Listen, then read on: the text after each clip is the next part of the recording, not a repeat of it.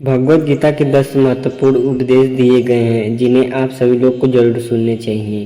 पहला, कर्म का सिद्धांत। श्री कृष्ण ने कहा है कि हमें केवल कर्मों पर ध्यान देना चाहिए, फल की चिंता नहीं करनी चाहिए। हमारे अधिकार सिर्फ कर्म करने में है, फल की नहीं। दूसरा, योग। योग का मतलब केवल शारीरिक अभ्यास नहीं है, बल्कि मन और बुद्धि को एक समान स्थिति में रखना भी है। जीवन में सभी परिस्थितियों में समभाव रखना चाहिए। तीसरा, आत्मा अजर अमर है।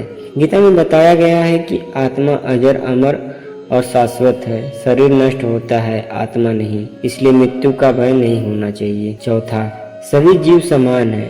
सभी प्राणियों में ईश्वर का अंश है, इसलिए हमें सभी के साथ समान व्यवहार करना चाहिए और सभी का सम्मान करना चाहिए। पांचवां, अहंकार का त्याग करें। अहंकार मनुष्य का सबसे बड़ा शत्रु है, इसे त्याग कर नम्रता और विनम्रता से जीवन जीना चाहिए। 6, मन की शांति सबसे बड़ी पूंजी है।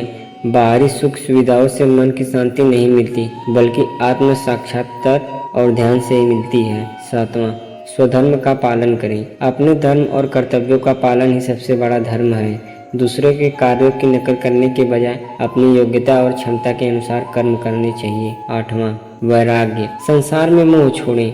गीता सिखाती है कि संसार के सुख दुख में उलझने के बजाय अपने कर्तव्यों का पालन करना चाहिए और मोह से मुक्त रहना चाहिए। 9वां, निराशा का कोई स्थान नहीं। जीवन में किसी भी परिस्थिति में निराश नहीं होना चाहिए। धैर्य और सकारात्मक सोच के साथ आगे बढ़ना चाहिए। 10वां, भगवान पर विश्वास और भक्ति सबसे महत्वपूर्ण है। भगवान पर विश्वास रखना और उन्हें अपनी हर परिस्थिति में याद रखना। भक्ति और समर्पण से ही जीवन में सच्ची शांति प्राप्त होती है।